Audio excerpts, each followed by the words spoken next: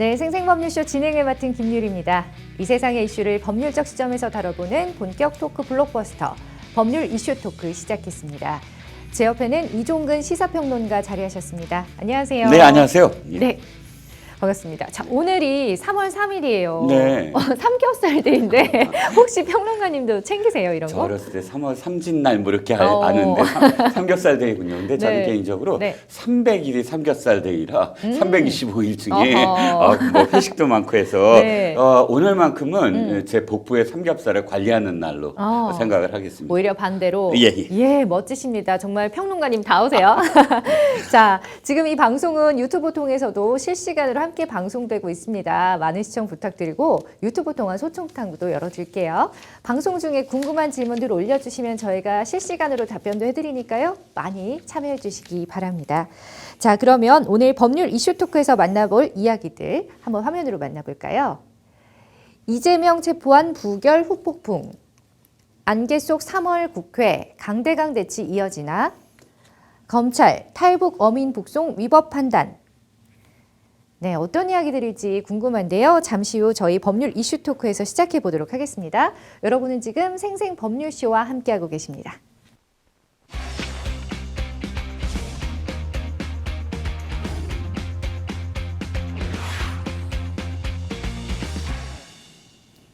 네, 법률 이슈 토크. 먼저 이재명 체포안 부결 후폭풍에 관련한 이야기를 나눠보도록 하겠습니다. 오늘 이재명 더불어민주당 대표가 지난 대선 과정에서 허위 발언을 한 혐의로 재판을 받기 위해서 피고발인 신분으로 법원에 출석을 했었죠. 요즘에 참 이슈가 많은 이재명 대표인데 대장동과 위례신도시 개발 의혹 그리고 성남FC 뇌물 의혹과 관련해서 구속영장이 청구된 이재명 대표에 대해서 체포 동의안이 지난 월요일이죠. 결국 부결로 결론이 났습니다. 네, 그렇습니다. 다들 모든 분들이 다 깜짝 놀랐을 예. 거예요. 왜냐하면 이 체포 동의안은 국회 제적의원의 과반 출석, 그다음에 출석의원의 과반 찬성으로 이제 가결 여부가 결정이 됩니다. 그런데 지금 국회의 구성을 보면 야당 의원이 지금 169명에다가 야당 성향을 가진 무소속 의원이 5명까지 포함을 하면 최대 175명 정도가 지금 친야 성향, 그러니까 야당의 투표를 함께 몰아줄 수 있는 최대치가 175명이거든요. 네. 그래서 현재 199명이 제적의원인데 2명이 출석을 하지 않아서 197명이 전원 출석을 했어요. 네. 197명의 과반을 따져보면 149명이 찬성을 했을 때 이제 가결인데 아까 말씀드렸듯이 지금 175명, 최대 175명이 친야 성향이기 때문에 충분히 부결될 것이다 라고 전망을 했습니다. 그런데 결과적으로는 이게 지금 거꾸로 말씀을 드렸나요? 아니죠. 맞게 말씀드렸죠. 부결된 것 같습니다. 좋아요. 그러니까 149명이 가결을 했어야 찬성이지만 그런데 문제는 뭐냐면 부결되는 건 맞는데 부결된 차이가 너무나 적어서 그래서 다들 깜짝 놀라셨죠. 맞아요. 결과적으로는 당연히 부결이겠지라고 생각했는데 생각보다 표 차이가 거의 완전 너무 나지 않았어요. 박빙이었어가지고 많은 분들이 좀 오히려 반전이다라고 생각을 하신 것 같습니다. 자, 이재명 대표의 체포동의안 표결 직전에 한동훈 법무부 장관이 체포동의안 가결 필요성을 설명했었죠. 네, 그렇습니다. 이제 그날의 하이라이트는 사실 전부 다 부결될 것이다라고 이제 짐작을 했기 때문에 더 하이라이트라고 생각한 게 한동훈 법무장관의 체포동의안 관련된 설명하는 것, 그 다음에 바로 이어서 당사자인 이재명 당대표의 신상 발언, 이 두 사람의 지금 이 발언이 이제 하이라이트다. 눈길을 모았습니다. 먼저 한동훈 법무장관 설명서부터 말씀을 드리면 왜 관심을 모았냐면 그 직전에 노웅래 의원의 체포 동의안 당시에 한동훈 법무부 장관이 설명을 하면서 전화 녹음과 관련된 표현을 한 거예요. 부스럭 소리가 났다. 즉 지폐를 세는 소리 이런 것들이 생생하게 그 녹취가 되어 있다. 이 표현을 하면서 사실상 그 전에 이 전화 녹취와 관련돼서는 한 번도 검찰에서 이야기하지 아니한 부분이거든요. 네. 그런데 법무부 장관이 그 전에 나오지 아니한 혐의 사실을 생생하게 이야기하면서 도리어 이 무죄 추정의 원칙에 어긋나고 또 지나치게 검사도 아니면서 지나치게 자세하게 설명을 했다. 네. 이 점을 갖고 굉장히 그때 비판을 받았거든요. 네. 근데 이번엔 어떻게 할 것인가라고 저 궁금해했는데 한동훈 법무장관이 그런 예를 들어서 발표되지 아니한 걸 발표했다든지 또는 굉장히 자세하게 묘사했다든지 이런 표현은 없었어요. 다만 표현을 국민들의 눈높이에서 표현을 했다. 이렇게 좀 평가를 받을 정도로 쉽게 이 상황에 대해서 이 혐의에 대해서 이야기를 했습니다. 간단하게 저도 그 표현을 좀 빌려보면 이겁니다. 네. 이 휴대폰 영업 사원이 100만 원짜리 휴대폰을 주인 몰래 자기가 알고 있는 자기가 짜고 어떤 사람에게 10만 원에 줬다고 했을 때 10만 원에 팔았다고 했을 때 당연히 주인의 입장에서는 90만 원의 손해를 본 건데 네. 주인에게 10만 원을 벌어왔다라고 이야기한 거나 마찬가지다. 네. 그러니까 지금까지 대장동 수익과 관련해서 이재명 당대표가 이야기했던 것을 좀 비틀어서 사실은 설명을 한 거죠. 이재명 당대표는 아니 지금 5천억 원을 넘는 그 수익을 갖고 오지 않았느냐라고 이야기했는데 그렇지 않고 7천억 원이 넘는 그런 그 수익을 시민들에게 환수해야 되는데 1,830여 원밖에 돌려주지 않았다. 이 지금 표현을 그렇게 휴대폰으로 그렇게. 비유를 했고요. 예. 또 한 가지 마지막 기절만 좀 설명을 드리면 마지막 기절이 굉장히 회자되고 있어요. 네. 쭉 혐의에 대해서 약 한 10여 분 이상 나열을 한 다음에 이렇게 얘기합니다. 지금까지 저는 민주당 당대표 이재명의 혐의에 대해서 이야기한 것이 하나도 없습니다. 성남시장 이재명 시장의 토착 비리에 대해서 설명했을 뿐입니다. 이렇게 대꾸로 이야기하면서 네. 당대표, 그러니까 정치적인 어떤 그런 그 검찰의 어떤 이 혐의가 아까 체포 동의안이 아닌 거를 아니다라고 이제 표현을 한 거죠. 다시 한번 강조를 한 거네요. 네네, 그렇습니다. 예. 자, 이재명 대표 역시 이날 열린 본회의에서 신상 발언을 통해 자신의 입장을 전달했었습니다. 네. 뭐라고 했는지 한번 볼게요. 네, 이재명 당대표는 헌정사상 초유의 제1야당의 체포 동의안을 지금 정치적인 목적으로 검찰에 하고 있다라는 데 이제 초점을 맞췄습니다. 예. 즉 뚜렷한 혐의도 없이 제1야당 대표를 구속시키려는 것이 헌정사상 초유의 이번 사태다. 영장 혐의 내용이 참으로 억지스럽다라고 이제 운을 떼고요. 권력자가 국가 위기와 국민 고통을 외면한 채 권력을 사적으로 남용하는 것은 주권자에 대한 배반이자 민주공화정에 대한 도전이다라고 해서 이 모든 것들이 검찰의 단독 어떤 그런 의도가 아니라 권력자 즉 대통령의 정치 보복이다. 정적에 대한 정치 보복이다라는 것을 부각했습니다. 그렇군요. 자, 어쨌든 저희가 뭐 결과에 대해서 되게 의아하다고 아까 말씀드렸잖아요. 네네네. 찬성 139표, 반대가 138표, 진짜 한 표 차이였어요. 네네. 자, 어쨌든 부결로 최종 결론이 났는데 네. 무효표 때문에 개표가 지연되기도 했었습니다. 네, 그 생방송을 보신 분들은 의아해하셨을 거예요. 네. 뭐냐면 당시에 이제 앵커들도 그러니까 그 뉴스 시간에 생방송을 했는데 앵커들도 그 당시 상황을 직접적으로 알지는 못하기 때문에 어떤 상황인지 되게 궁금해했고 그러니까 시청자들도 되게 궁금할 수밖에 그렇죠. 없었어요. 검표 요원들이 국회의장석 앞에서 검표를 하는데 1시간 반 동안을 실랑이를 벌였습니다. 결국 나중에 알아보니까 딱 두 표의 이견이 있었던 거예요. 네. 두 표가 어떤 표냐면 이번 선거는 무기명 투표입니다. 무기명 투표인데 무기명 투표를 두 가지 방식으로 할 수 있어요. 국회의원들은 하나는 전자 기기, 네. 즉 이게 그 가냐 부냐, 뭐 초록색이냐 빨간색이냐 버튼이 있어요. 네. 자기 자리에 그 버튼을 누르거나 또는 자신이 기권할 사람은 안 누르면 돼요. 이 세 가지 형태가 있습니다. 그런데 이번에는 기명을 하기로 했어요. 그러니까 실제로 쓰기로 자기 이름을 쓰는 것이 아니라 이를테면 한글로 가 아니면 부, 찬성하면 가, 반대하면 부, 아니면 한자로 더할 가자와 아니 불자, 윗구자 있는 이렇게 두 가지 중에 한 가지를 쓰기로 했습니다. 네네. 그리고 이것은 국회의원들에게 다시 한번 주지를 시켜요. 입장하기 전에. 그런데 문제는 그 두 표가 우자도 아닌 것이 무자도 아닌 것이 우자도 아닌 것이 미음 비읍 뭐 이것이 굉장히 애매하게 애매하다고? 이응 미음 비읍으로 확연하게 어느 쪽이라고 이야기하지 못하는 그런 글귀로 써져 있었던 거예요.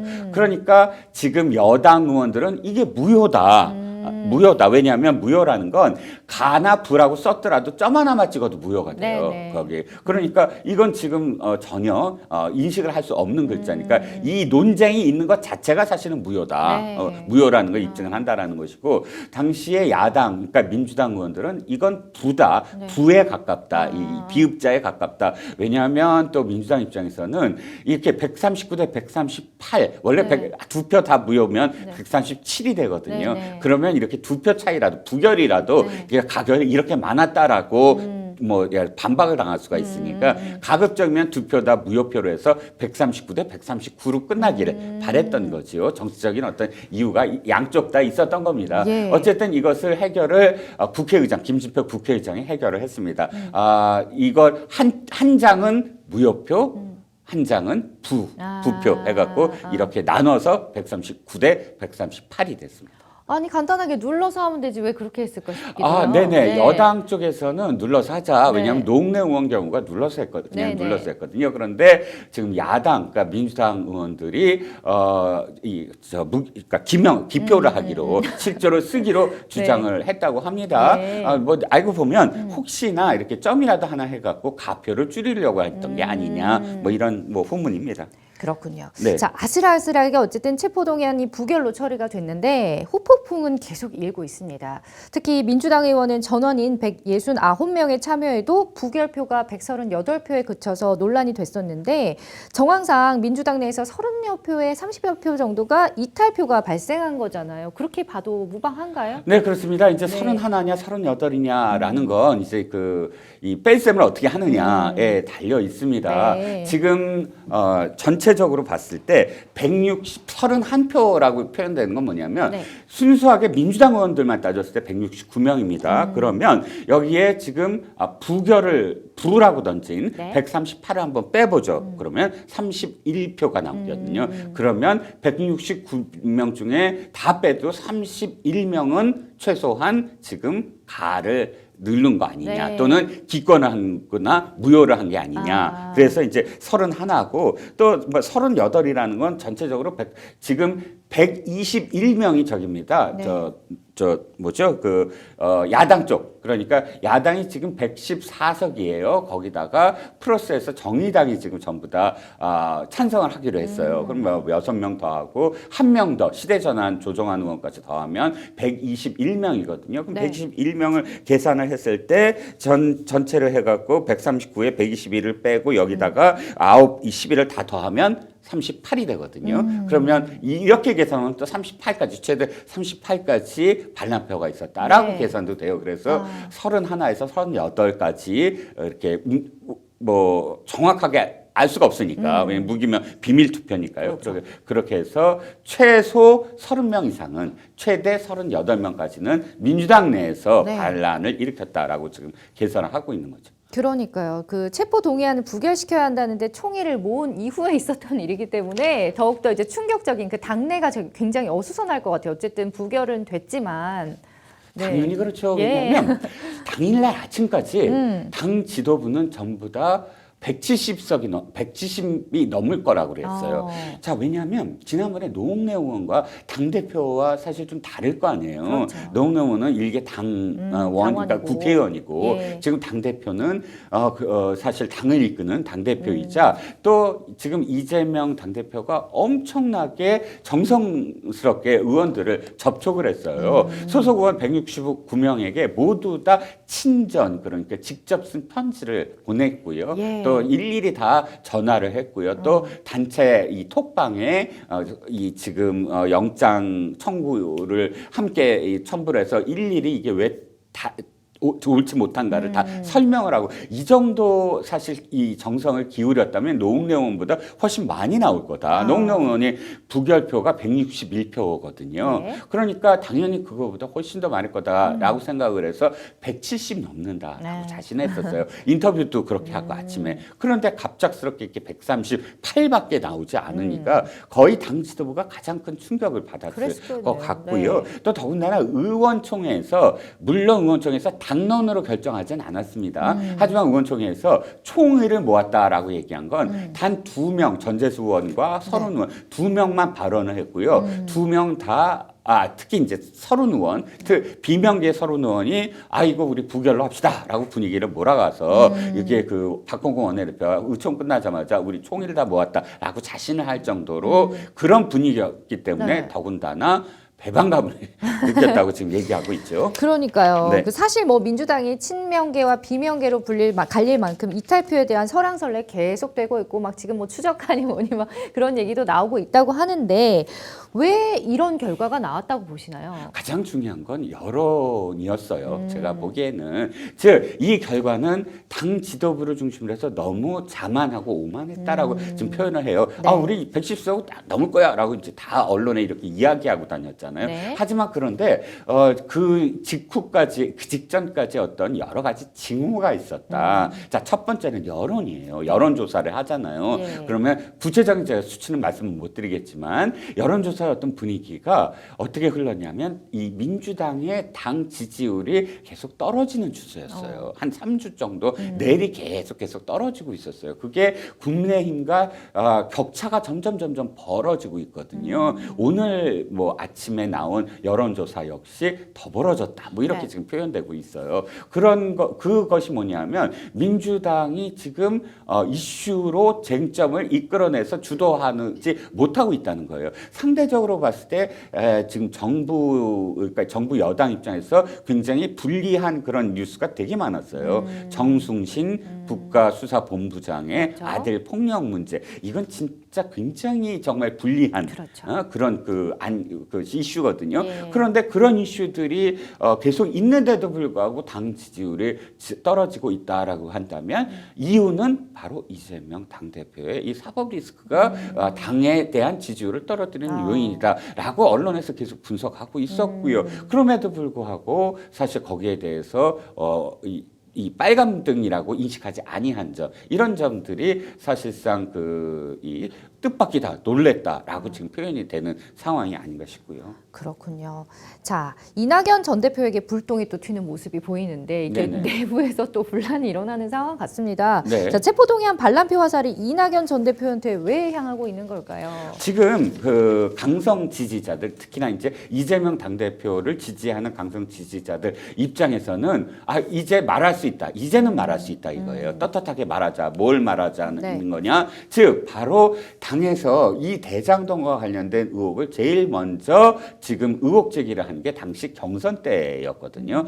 이 민주당의 대통령 후보를 누가 하느냐를 놓고 이낙연 후보와 이재명 후보가 팽팽하게 맞섰을 때 이낙연 후보 측에서 제일 먼저 이 대장동 의혹에 관련돼서 해명하세요라고 문제 제기를 했거든요. 네. 그래서 이렇게 대장동과 관련해서 이낙연 후보가 당시 전 대표가 문제 제기를 했다. 그리고 이 이재명 후보가 0.7% 차이로 떨어지게 만든 결정적인 그런 그 당사자이다. 그리고 지금은 미국에 가 있지만 뒤에서 배후 조종한 게 아니냐 이 전체적인 이 반대를 그래서 지금 이재명 대표를 이렇게 만든 건 처음과 끝 모두 이낙연 전 대표다라고 지금 공격을 하고 있고 심지어는 일부 포스터 그러니까 밈이라고 하잖아요. 네. 이렇게 돌고 있는 SNS에서 돌고 있는 그런 그 밈을 보면 문재인 대통령 부부한테까지 이제 화살을 돌려서 문 대통령 부부도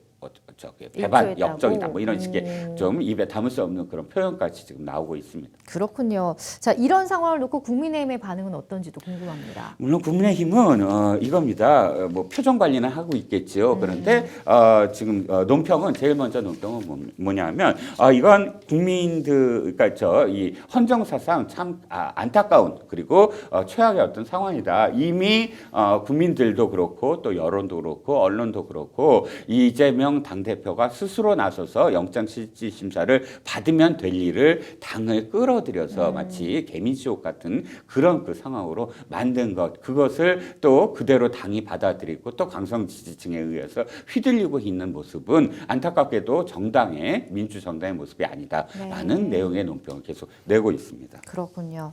어쨌든 뭐 민주당 내에 무더기 이탈표로 상처난 이 대표의 이제 이 리더십을 보고 여당 야당 할 것 없이 지금 정치권에는 묘한 긴장감이 감돌고 있는 상황입니다. 이제 초침은 좀 총선으로 맞춰진 것으로 보여지는데 네. 내년에 총선을 앞두고 네. 민주당 내부가 경량에 휩싸일 것이란 또 전망이 나오고 있다면서요. 네, 그렇습니다. 지금 뭐 앵커께서도 아까도 말씀드렸지만 뭐 개딸이라고 표현되는 네. 그 지지자들이 색출 뭐 이렇게 그런 예. 움직임을 보이고 있어요. 그래서 네. 전 의원들에게 지금 가표 넣었냐, 부표 넣었냐라고 이제 다 보내고 있고 또 특히 비명계를 중심으로 해서 비명계 의원들에게 공격적인 문자를 보내고 있거든요. 그런데 지금 당의 일각에서는 당원을 바꿔서 이 공천과 관련돼서는 언제나 당무 평가라는 걸 해요. 즉 네. 현역 의원을 물갈이를 하잖아요. 네. 보통 한 30%에서 많게는 40% 정도의 현역들을 물갈이하고 새로운 신인들을 넣습니다.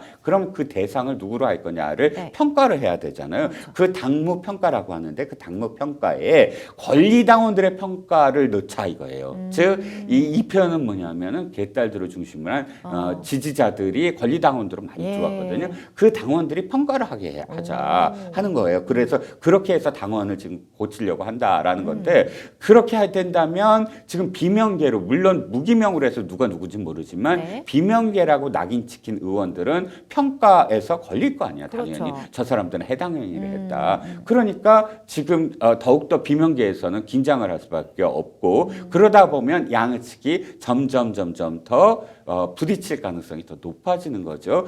공천을 앞두고 사실 언제나 어느 정당이나 사실은 내부에 갈등이 있지만 이번 갈등은 이번 이 부표, 가표, 부표에 지금 그 부결된 그런 그 차이를 두고 이제 시작이 됐다. 공천 갈등이 이제 벌써부터 시작이 됐다라고 지금 표현되고 있습니다. 여러모로 지금 상황이 굉장히 좋지 않습니다. 네, 그렇습니다. 예, 이런 가운데 검찰의 쪼개기 영장 청구 가능성도 거론이 되고 있다고 하는데 어떻게 전망하시나요? 네, 이건 뭐 사실 예견됐죠. 네. 예견됐죠. 왜냐하면 아직 수사가 마무리되지 않은 것들, 이를테면 백형동과 관련된 그리고 새로 불거진 게 이제 정자동의 힐튼 호텔 관련된 특혜 의혹, 여기에 쌍방울과 관련된 대북 송금 문제 이 세 가지와 관련돼서 이것을 세 가지를 따로 하지는 않겠죠. 한번 이걸 다 다시 묶어서 한 번 더 체포 동의안을 청구할 가능성이 높아 보입니다. 한동훈 법무부 장관 같은 경우에 이재명 대표 체포 동의안 부결에 불체포 특권은 이러라고 만든 것이 아니다 이런 입장을 또 밝혔어요. 네, 당연히 지금 한동훈 장관과 관련해서 사안이 있을 때마다 기자들이 그 한동훈 장관이 지나가면 꼭 바로바로 이렇게 묻고요. 그런데 한동훈 장관이 또 그거를 놓치지 않고 계속 답변을 합니다. 네. 그래서 다시 이제 뉴스가 되고 있는데 물론 짧게 얘기했습니다. 이 국회의원 불체포 특권을 이러라고 만든 것은 아니라고 생각한다라는 것은 즉 불체포 특권이라는 게 그 예전에 그러니까 군사 독재 시절에 어떤 이유를 일부러 만들어서 이 자신의 어떤 집권을 연장하려는 것에 걸림돌이 되는 의원들을 제거하고자 그런 어떤 영장을 남발하는 것을 또 네. 막아야 된다. 그걸 네. 막으려고 이제 불체포 특권을 만들었는데 사실상 보면 미국 같은 경우는 불체포 특권이 있긴 있습니다만 제외해요. 그러니까 형사 사건과 연루된 국회의원은 형사 사건은 불체포 특권을 할 수 없다. 뭐 이런 네. 식의 제외 네. 요건이 있거든요. 그래서 아마도 저는 이번 거를 기회로 해서 여론조사를 보니까 또 이번 그 이재명 당대표의 불체포 특권과 관련된 이후에 의 여론조사를 보면 네. 이거 빨리 내려놔야 된다. 없애야 된다. 없애야 된다. 아. 특권을 없애야 된다라는 여론조사가 많아서 네. 헌법에 명기되어 있으므로 바로 없애지는 못하겠지만 그러나 그 어떤 범위나 이런 것들은 하위 법률이 국회법에 아마 명시를 할 수 있지 않을까 싶습니다. 어떻게 보면 이런 거를 악용할 것을 이제 방지하기 네네. 위해서 자 한동훈 장관 발언에 우리 평론가님 의견은 어떠신지가 궁금합니다. 사실 저는 그러니까 원칙적으로는 불체포 특권과 관련해서는 미국과 같은 우리가 그런 제한을 좀 둬야 되지 않느냐. 네. 술의 혐의라든지 또는 그런 이 부정과 관련된 부정 부패와 관련된 어떤 범죄 혐의는 사실상 영장 실질 심사를 그냥 받아서 법원이 판단하게 만드는 것이 더 좋지 않겠느냐 네. 하는 것이죠. 정치범이라고 표현되는 어떤 예. 사상과 이념과 이런 부분과 관련돼서 만약에 검찰이 부른다 공안과 관련돼서 그거는 저는 불체포 특권이 있어야 되지만 네. 왜냐하면 사상의 측면이니까 예. 하지만 술의 혐의는 직접 법원의 판단으로 가야 된다는 생각입니다. 그래야 좀 더 공정하지 않을까요? 네, 네. 그렇습니다. 자, 이재명 대표는 체포 동의안 표결 후 폭풍에도 전혀 와랑곳하지 않는 등 민생 행보에 주력을 하고 있는 상황입니다. 네, 그 예. 다음날 바로 이제 그 민생 행보를 보였죠. 학교 급식 노동자의 네. 폐암 진단과 관련돼서 급식 노동자와 관련된 초등학교를 찾았고요. 기자들이 계속 묻는 거에 답변을 회피했습니다. 사실 이 뉴스보다 더 좀 핫한 가장 최근의 뉴스를 말씀을 드리면 네. CBS 논설위원 실장을 인터뷰를 했어요. 실장이 네. 네. 직접 이재명 대표와 인터뷰를 했는데 유의미한 어떤 답변들이 뭐냐면 네. 옥중 공천도 불사하겠다. 어. 다음번에 영장실질심사가 나와도 가지 않겠다. 아. 즉 계속 부결을 지금 당을 이끌고 하고 만약에 정말 재판에 들어가서 내가 지금 그 재판정에서 법정 구속이 당하더라도 감옥에 가더라도 네. 계속 나는 당대표직을 수행하겠다라는 식의 어떤 그런 발언을 해서 그러니까 네. 그런 인터뷰가 지금 나왔기 때문에 지금 이 내용은 대표의 어떤 의지가 나왔기 때문에 내용은 그러네요. 더 지속될 것으로 보입니다. 어쨌든 끝까지 가보겠다라는 네네. 네, 뭐 결의 있는 인터뷰를 하신 것 같은데 네네. 자, 체포동의안 부결 여진이 계속 이어지고 있습니다. 앞으로 국회 분위기는 어떻게 흘러갈 것으로 전망되나요? 그럼 일단 국회 분위기보다 이 정당 먼저 말씀을 드리면 민주당 분위기는 사실상의 심리적인 분당이라고 좀 표현될 수가 있겠어요. 왜냐하면 비명계 입장에서도 비명계가 사실 단일 그런 어떤 그 집단은 아니거든요. 그 안을 들여다보면 각 민주주의 4.0도 있고 부엉이 모임도 있고 민주당의 길이라는 모임도 있고 여러 가지가 섞여 있긴 하지만 네. 이번에 30명이 넘는 그런 의원들의 뜻이 표출이 됐기 때문에 네. 그 전엔 두려웠지만 지금 좀 두려움이 가셨을 거예요. 왜냐하면 그 사람들이 다 뜻이 이렇구나라는 걸 서로 공유할 확인을 했으니까. 네. 그래서 더군다나 또 강성 지지자들이 더 이렇게 그 맹공을 퍼부을수록 사실은 비판적인 여론이 더 형성이 될 수도 있거든요. 그래서 비명계가 점점 뭉칠 가능성 그리고 친명계는 친명계대로 그 안에 비례대표라든지 또 당협위원장이라든지 이렇게 새로운 어떤 도전을 하거나 지역구를 얻어야 되는 사람들일수록 비명계를 더 비난을 할 수밖에 없거든요.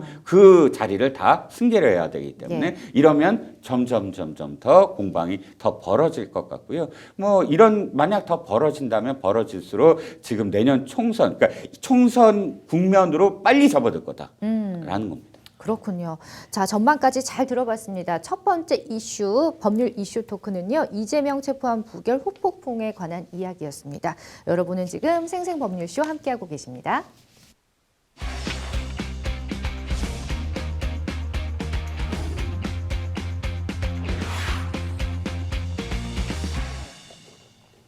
네, 법률 이슈 토크 두 번째 주제는 안개 속 3월 국회 강대강 대치 이어지나입니다. 3월 임시국회가 지난 3월 1일부터 시작이 됐는데요. 임시국회 개회일부터 여야 간의 이견이 있었습니다. 예. 네, 그렇습니다.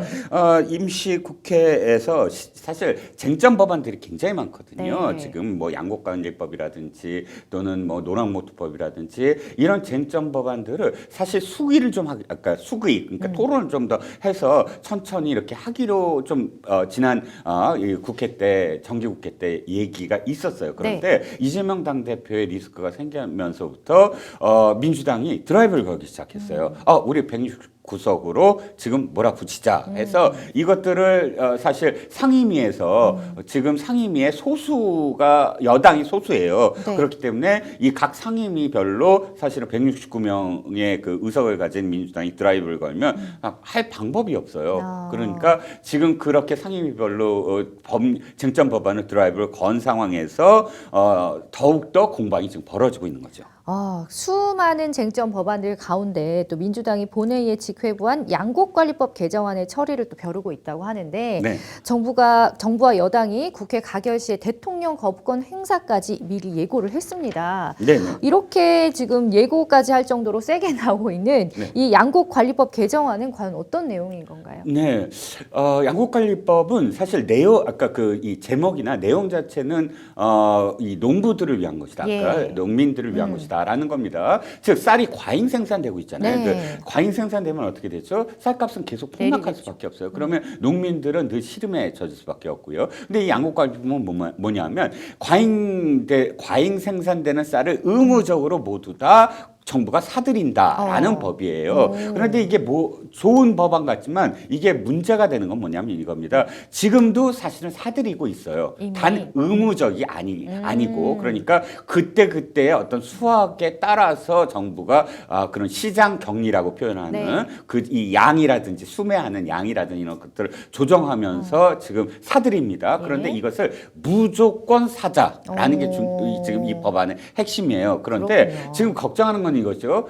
쌀을 계속 소비하는 게 늘면 상관이 없어요. 그런데 쌀 소비가 세대가 지금 점점 바뀌면서 쌀 소비가 계속 줄어들 수밖에 없는 그렇죠. 거거든요. 네. 우리 세대는 늘 밥을 매 끼 먹지만 네. 지금 젊은 세대는 밥 대신 먹을 수 있는 여러 가지 많죠. 기타 다른 어떤 주식들이 바뀌고 있거든요. 그러다 보니까 어떤 문제가 생기냐면 그럼 농민들은 자체적으로 시장 논리에 따라서 이 쌀이 아니면 다른 걸 생산하겠다라는 생각을 안 하게 돼요. 왜? 네네. 생산하면 과잉이 되든 아니든 간에 나는 지금 거기에 대한 이득을 취할 수가 지원을 있어요. 받으니까. 지원을 받으니까 네. 늘 그냥 관례적으로 쌀을 계속 생산할 거예요. 네. 첫 번째 문제는 그렇다면 농업 경쟁력이 떨어지고 그 다음에 모든 그런 다른 쌀 위에 다른 거를 수확하고 심는 농민들이 안 할 거예요. 다 네. 쌀 할 거예요. 뭐 콩이라든지 뭐 기타 여러 가지 어떤 기타 작물들이 있잖아요. 기타 작물 거의 다 자꾸 안 하려고 할 거예요. 그렇죠. 이거는 시장 논리에 따라서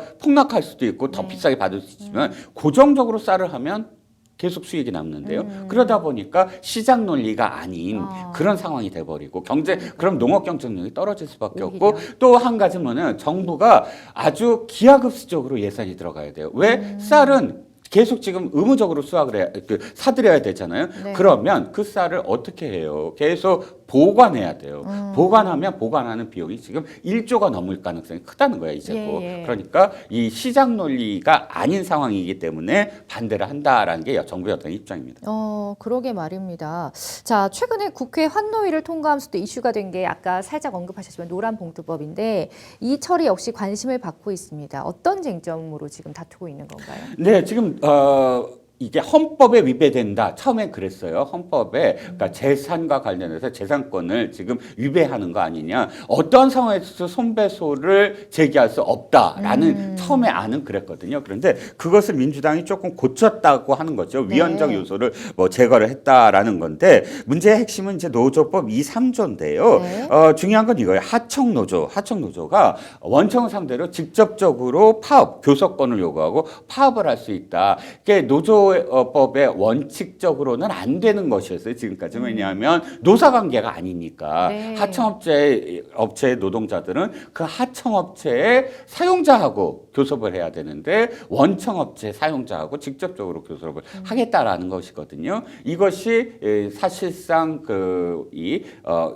누구나 다 그러니까 원청의 어떤 하청업체도 전부 다 교섭을 한다고 한다면 지금 이 근로 어떤 조건의 유연성 때문에 하청이라는 것을 하고 있는데 모두 다 그렇다면은 원청업체의 노동자와 비슷한 수준으로 교섭을 요구할 테고 그렇다면 이 노동의 어떤 유연성이 지금 사라지게 된다. 그럼 경쟁력을 떨어지게 된다라는 상황이고요. 두 번째는 파업에 있어서 손배소와 관련된 거예요. 네. 지금은 손배소가 예를 들자면 그러면 노조의 핵심 지도부에게 모두 다 예를 들어 몇 억, 그러면 몇 억을 다 손해배상을 청구하는데 지금 바뀐 것은 뭐냐면 이 노조원들 중에서도 지도부 중에서도 네. 누가 적극적으로 했는지 소극적으로 했는지 아니면 안 했는지에 따라서 액수를 다 따르게 손배소를 제기해야 된다. 그리고 거기에 대한 입증을 사용자가 해야 된다라는 거예요. 그럼 사용자 입장에서 노조 지도부가 파업을 하고 거기에 따라서 결과적으로 엄청난 손해가 지금 야기되고 있는데 파업의 상황에서 누가 적극적이고 누가 적극적이지 아니한 것을 사용자가 어떻게 일일이 다 가릴 수 있느냐라는 게 이제 지금 그 국민의힘 입장이고요.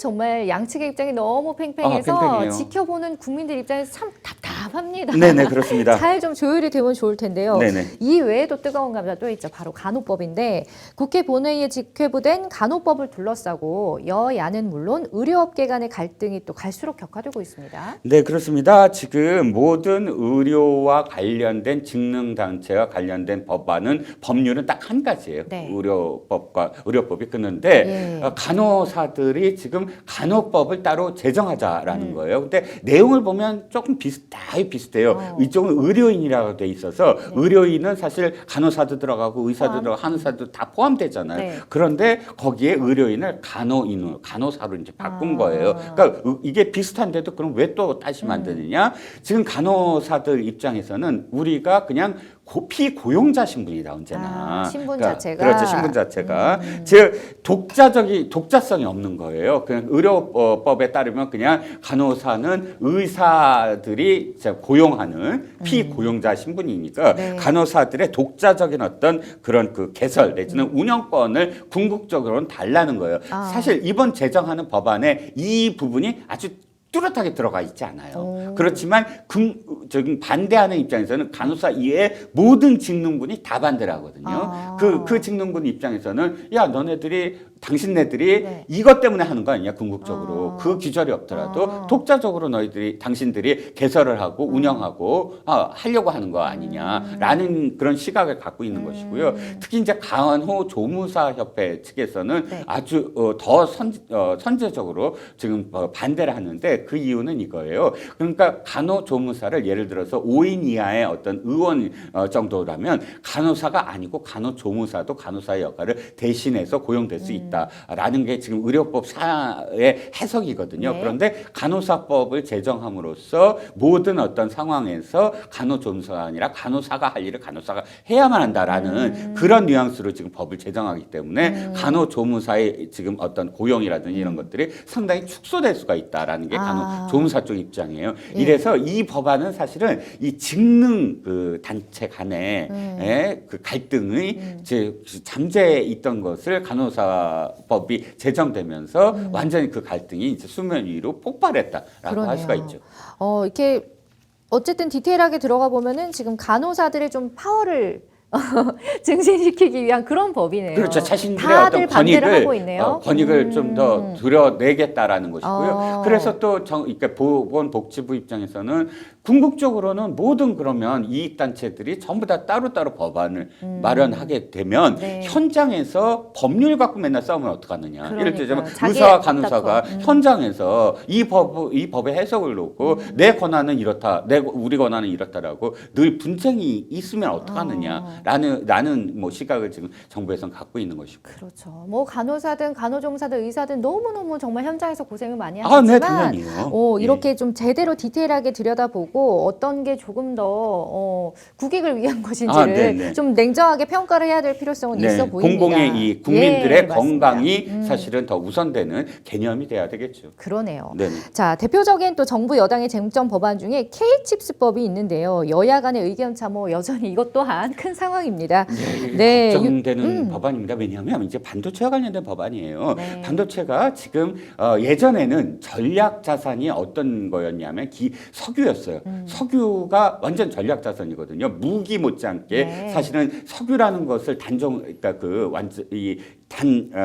봉쇄를 했을 때 다른 나라들이 갖고 있는 그 피해는 어마어마하잖아요. 네. 지금은 그게 반도체가 돼버렸어요. 반도체가 만약에 어떤 이 파는 곳에서 그것을 묶어버리면 그것을 사야만 하는 곳에서는 모든 산업의 시스템이 그냥 올스톱되는 그런 상황이 돼버렸어요. 그러니까 반도체와 관련돼서 누가 주도권을 갖느냐가 지금 완전히 전쟁입니다. 네. 그러니까 대만이라든지 중국이라든지 미국이라든지 각 나라별로 반도체 산업을 부흥하고자 어마어마한 지금 그 지원을 하고 있어요. 그렇죠. 그래서 우리나라도 반도체와 관련된 지원을 정부에서 적극적으로 해야 된다라는 것이고요. 그것이 뭐냐면은 이 세제 지원, 즉 세공제율, 그 반도체를 생산하는 그런 기업들과 관련해서 그 세제 혜택을 주자, 더 많은 세제 혜택을 주자는 겁니다. 현행 8%에서 7% 포인트를 더해서 15%까지 세공제율을 높여주자라는 그 법안을 지금 국민의힘에서 내고 있는데 민주당이 그걸 좀 계속 반대를 하는 거예요. 왜냐하면 네. 한 달 전에 이미 비슷한 법안이 지금 이렇게 우리가 논의하고 올렸는데 한 달 만에 그걸 또 다시 넣을 수도 없고 네. 또 특혜라는 측면을 많이 좀 강조를 해요. 다른 산업과 관련돼서 너무나 많은 지금 세액공제에 특혜를 주는 게 아니냐. 이 두 가지 시각으로 반대를 하고 있는데 물론 저는 개인적인 어떤 지금 뭐 의견을 말씀드릴 계제는 아니지만 네. 그럼에도 불구하고 이것은 시급하다. 왜냐하면 이제 미국이 중국과 반도체 전쟁을 벌이면서 엄청난 지금 반도체 드라이브를 걸고 있어요. 거기서 우리가 몇 퍼센트도 중요하지만 빨리 어쨌든 이 실질적으로 현장에서 도움이 될 수 있는 그런 반도체 관련 법안이 통과되어야 된다는 생각입니다. 맞습니다. 자, 법안 통과될 게 지금 한두 개가 아닌데 또 여야 간의 첨예한 대립이 전망되는 가운데 이른바 또 쌍특검이 여기에다가 얼음을 부을 가능성이 크다고요. 네, 기름을 기름이죠. 부을 가능성이 그러니까 좀 나 여기 크죠. 예, 얼음은 그냥 이게 뭔가 찬물 끼얹는 건가. 네. 얼어붙으면 예. 것보다는 기름을 끼얹는 예. 것 같아요. 자, 왜 그러냐면 지금 국회는 네. 언제나 이제 협상을 합니다. 그러면 이 법안은 여기까지 들어줄 테니까 이 법안에 대해서는 양보하자. 이게 사실 법안들의 어떤 쟁점 법안을 해결하는 방법이에요. 그게 그렇죠. 사실은 협상이거든요. 그런데 이 쟁점 법안들도 지금 협상하기 힘든 와중에 지금 쌍특검을 하자라고 나선 거예요. 특검은 사실은 언제나 지금까지 여야가 합의에 의해서 특검을 해왔어요. 그러니까 한쪽이 일방적으로 하면 그 특검의 어떤 정당성이 훼손이 되잖아요. 그렇죠. 그러면 이제 이 특검까지도 이제 쟁점으로 와버리면 사실 굉장히 협상하기가 어려워지잖아요. 네. 근데 어쨌든 민주당은 쌍특검을 하자는 것이고 그 쌍특검은 첫 번째는 이 김건희 대통령 부인 네. 여사의 주가 조작 의혹, 도이치모터스 주가 조작 의혹하고요. 네. 대장동 50억 그 클럽과 관련돼서 이 특검을 하자라고 주장을 하는 것이고 네. 국민의힘은 지금 이재명 당대표의 리스크를 이걸로 해서 물타기를 하는 거 아니냐라고 반대를 하고 있습니다. 첨예합니다. 네. 자, 뭐 방금 언급해 주셨지만 김건희 여사가 운영하는 전시기획사인 코바나 컨텐츠의 대기업 협찬 의혹이 최종 무혐의로 처분됐습니다. 네, 대통령 부인이 예. 되기 전에 있었던 코바나 컨텐츠의 대표로서 코바나 컨텐츠가 사실은 이제 신문사에서 주최를 하고 매년 여름 정도에 아주 큰 이 전시 이벤트를 하는 그런 그 행사를 기억하고 있는데 네. 그렇게 했을 때 중앙지검장이나 검찰총장 시절에 기획을 한 기획을 하고 대기업들의 협찬을 받았는데 이 대기업들의 협찬이 이런 대가성 그러니까 검찰총장이라든지 이런 그 대가성이 아니었느냐, 이 연루되지 않았느냐라는 의혹이 제기됐는데 네. 이번에 그것과 관련돼서 한 2년 정도 이게 해결이 안 됐어요. 그러니까 결론이 안 났는데 네네. 검찰이 최종적으로 무혐의 처분했다는 겁니다. 그렇군요. 네. 자, 주가 조작 사건은 수사가 또 진행 중에 있습니다. 이번 무혐의를 둘러싸고 야당의 공세가 계속해서 커질 전망인데 네네. 강대강 전운이 감돌고 있는 3월 국회 여야가 첨예하고 맞서고 있는 이슈들이 이렇게 막 포진해 있습니다. 네. 그만큼 또 3월 국회 파행 우려까지 나오고 있는데 앞으로의 전망 어떻게 보시나요? 자, 미국 같은 경우는 예. 쟁점 법안과 비쟁점 법안은 사실 분리해서 비쟁점 법안은 다 통과시키고 쟁점 법안은 숙의 그러니까 토론하는 과정을 많이 거쳐요. 근데 우리는 네. 그것이 이제 혼재돼서 네. 비쟁점 법안마저도 쟁점 법안에 가리고 쌍특검 이런 게 가려서 함께 지금 올스톱될 가능성이 그러니까요. 크거든요. 예. 그러면 다시 한번 사실은 이게 진짜 쟁점되는 부분이냐 쟁점되지 않느냐를 가려서 정말 쟁점되는 부분 법안이라면 좀 더 수기를 해야 된다. 이를테면 직능단체, 이익단체들의 이익의 갈등은 사실상 좀 더 그 다른 어떤 단체들의 의견을 더 들으면서 수기할 필요는 좀 있는 것 같거든요. 맞습니다. 그런 부분들 이렇게 좀 이 해법을 달리해서 접근을 한다면 그 중에서 정말 빨리 할 부분들 K칩스 같은 경우는 좀 빨리 해야 되거든요. 그러니까 그런 것들을 선후를 나누어서 협상을 하면 어떨까 하는 아쉬움이 있습니다. 맞습니다. 참 정쟁에 가려져서 통과되지 못한 시급한 법안들이 네. 참 많잖아요. 네네. 이런 것들도 좀 하루빨리 좀 통과가 됐으면 하는 바람 저도 얹어 봅니다. 자, 법률 이슈 토크 계속해서 다음 주제 만나보죠.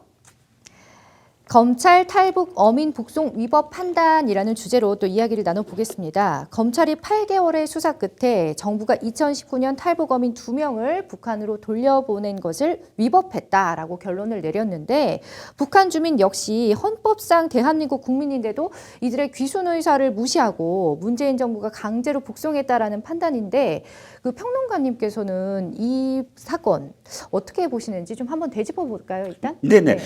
연도별로 한번 제가 또 다시 기억을 되살려 드리겠습니다. 네네. 이게 2019년에 일어난 일이고요. 11월 2일에 지금 2명이 탑승한 북한 어선 한 척을 납포를 합니다. 그런데 딱 한 5일이에요. 5일 만에 이 두 사람을 다시 북측으로 추방을 합니다. 네. 이유인즉슨 이 2명이 이 동료 선원 16명을 살해하고 도주를 했기 때문에 그런 흉악범이기 때문에 네네. 바로 추방을 했다라고 이제 그 정부가 밝혔어요. 그런데 그 다음 해에 1월 달과 12월 달에 보면 네. 유엔 북한 인권 특별 보고관이 이것과 관련돼서 이 결정은 매우 우려스럽다라고 우려를 표명했고 또 서울 행정법원이 이것은 국가 안본 사안이므로 비공개가 정당하다. 뭐 이런 이 상황들이 있었습니다. 네. 결정적으로 이것이 다시 수면 위로 부각이 된 건 2022년 정부가 바뀌고 2개월 정도 후, 그러니까 3월 달이니까 4개월 정도 후죠. 7월 6일 국가정보원이 고발을 한 거예요. 네. 이 탈북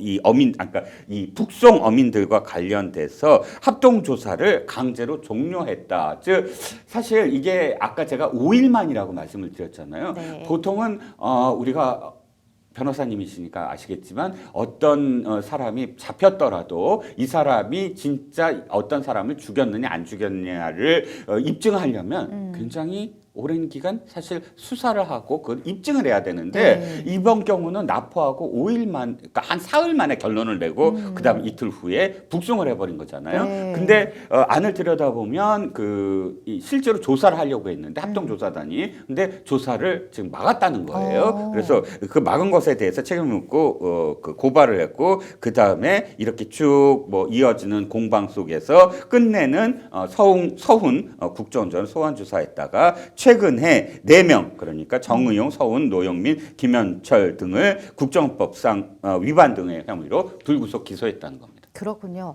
저 참고로 말씀드리면 저는 변호사는 아니고 MC예요.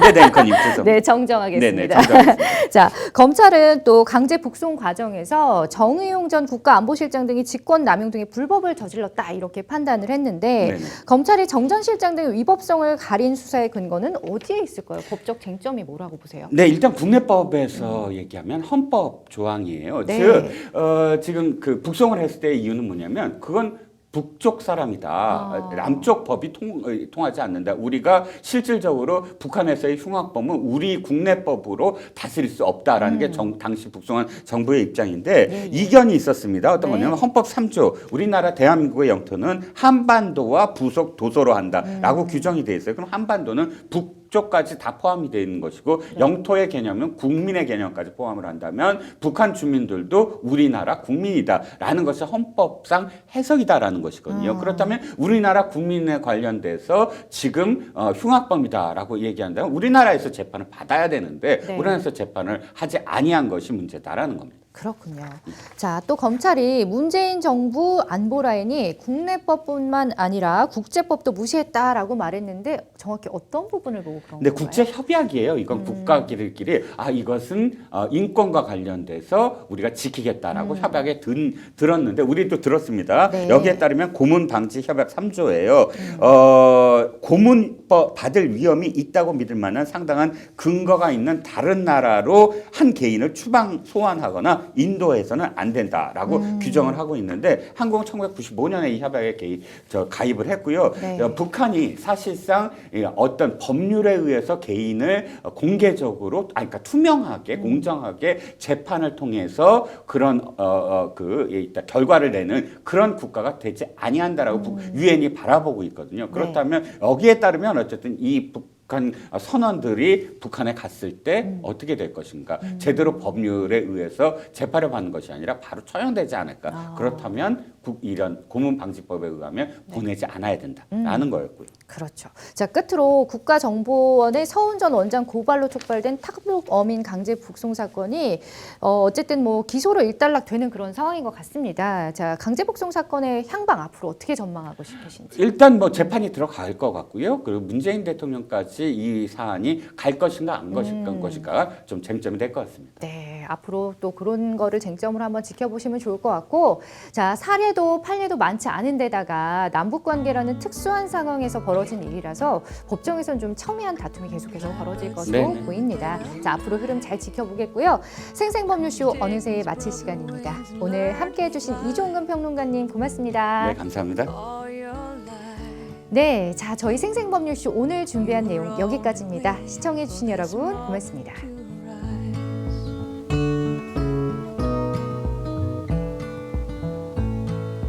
Blackbird singing in the dead of night.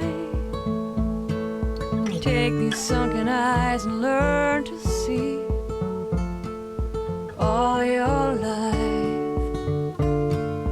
you were only waiting for this moment